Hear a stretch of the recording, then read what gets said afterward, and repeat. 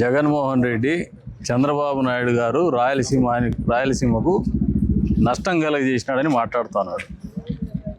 ఈ రోజున ఎడారి ప్రాంతం అవుతున్నటువంటి ఈ ప్రాంతాన్ని, అనంతపురం జిల్లాని సస్యశ్యామలంగా మారుస్తున్నటువంటి ఘనత చంద్రబాబు నాయుడు గారికి దక్కుతుంది. తెలుగుదేశం పార్టీకి, నందమూరి తారక రామారావు గారికి దక్కుతుందని గర్వంగా చెప్తున్నాను. ఈ మాట ఎందుకు చెప్తున్నానంటే, ఈ మండలంలో, ఎన్పిగుంట మండలంలో వంకమద్ది చెరువు అనేది అతిపెద్ద చెరువు. ఇది 300 పైచీలకు 360 ఎకరాల ఆయకట్టు ఉన్నటువంటి చెరువు ఇది.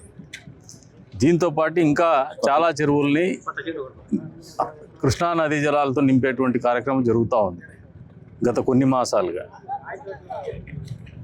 మరి మీ ప్రభుత్వ హయాంలో మీ రాయలసీమ పట్ల మీకు అంత ప్రేమ ఉండుంటే 5 సంవత్సరాల మీ పరిపాలనలో ఎప్పుడైనా ఈ చెరువులకు ఒక చుక్క నీళ్ళు ఇచ్చినటువంటి పాపాన మీరు పోయినారా? మేము కొత్తగా ఖర్చు చేసింది ఏం లేదు. దీనికి లైనింగ్ చేస్తున్నాం, నీళ్ళని ఇస్తున్నాం.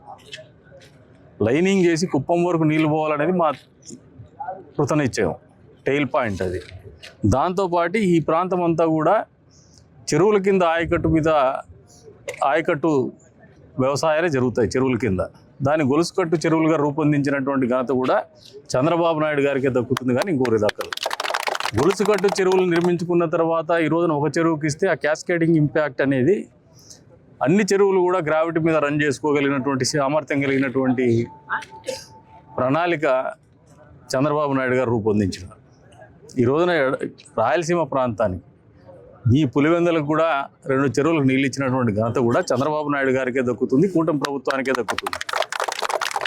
కానీ మీ చెరువులకు నీళ్ళు ఇచ్చిండేది కూడా మర్చిపోయేసి జగన్మోహన్ రెడ్డి గారు మీరు రాయలసీమ ప్రాంతాన్ని ఎడారిగా మారుస్తున్నారని చెప్పేసి, రాయలసీమ ప్రాంతానికి నష్టం చేస్తున్నారు నీళ్ళ విషయంలో అని చెప్పేసి మాట్లాడుతున్నారు.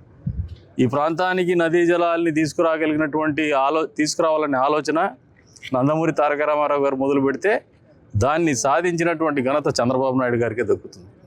ఈ రోజున ఈ ప్రాంతానికి వచ్చిన తర్వాత ఈ చెరువులే కాదు, ఇంకా పెడబల్లి దగ్గర ఒక డిమాండ్ వస్తుంది. గాండ్లపేట మండలంది ఈ నెలలో టెండర్ చెప్పున్నాను, 5వ తారీఖు 6వ తారీఖు అని. ఒక 2-3 రోజుల్లో టెండర్ కాల్ఫార్ చేస్తాం. ఈ మంత్లో టెండర్ ప్రాసెస్ కంప్లీట్ చేస్తాం. గాండ్లపేట మండలంలో కూడా అన్ని చెరువులకు నీళ్ళు ఇస్తాం. అంతేకాకుండా ఇక్కడ పెడబల్లి గ్రామంలో ఉన్నటువంటి చెరువులకి, మిగతా చెరువులు ఏవైనా ఉన్నా కూడా ఈ నియోజకవర్గంలో అన్ని చెరువులకు కూడా నదీ జలాలు అందించేటువంటి ప్రణాళికతోనే ముందుకు పోతున్నాం.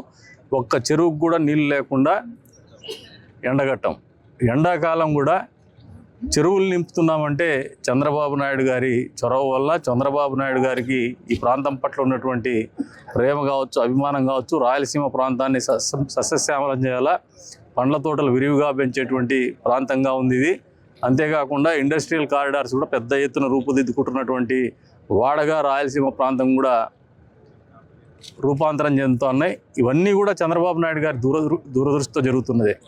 జగన్మోహన్ రెడ్డి వాటా ఏమీ లేదు దీంట్లో. జగన్మోహన్ రెడ్డి కష్టం ఏమీ లేదు. జగన్మోహన్ రెడ్డి కనీస ఆలోచన కూడా లేదు.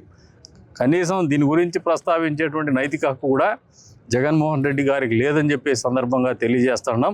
ఈ రాయలసీమ ప్రాంతానికి కియా వచ్చినా, చిత్తూరులో హీరో మోటార్స్ వచ్చినా, లేదంటే ఇతరత్ర కంపెనీలు వచ్చినా కూడా 100కు 100% సెల్కాన్ కంపెనీలు వచ్చిన తిరుపతిలో, 100కు 100% ఓరకల్లో డ్రోన్ సిటీ వచ్చినా, ఇవన్నీ కూడా చంద్రబాబు నాయుడు గారి దురదృష్టితోనే, కానీ జగన్మోహన్ రెడ్డి చేసింది ఏమీ లేదు. దోచుకున్నారు.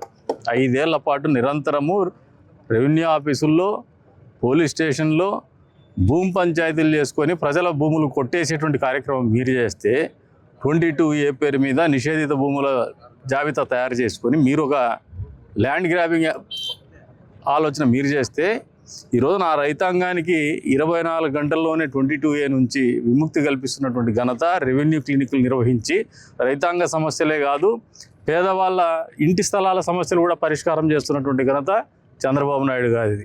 రాయలసీమ ప్రాంతం అభివృద్ధి ఏదైనా చెందింది, ఏదైనా చెందుతూ ఉంది. భవిష్యత్తులో రాయలసీమ ప్రాంతం అనేది వేరే లెవెల్లో, ఆర్థికంగా వేరే లెవెల్ ఎదుగుతోందంటే అది కేవలం చంద్రబాబు నాయుడు గారు, తెలుగుదేశం పార్టీ కృషి వల్లే అని చెప్పేసి జగన్మోహన్ రెడ్డికి తెలియజెప్తున్నాం.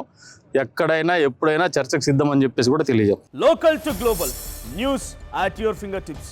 మీ చేతిలో ఒక ఆయుధం. Download raw TV app. Media legend Ravi Prakash is back.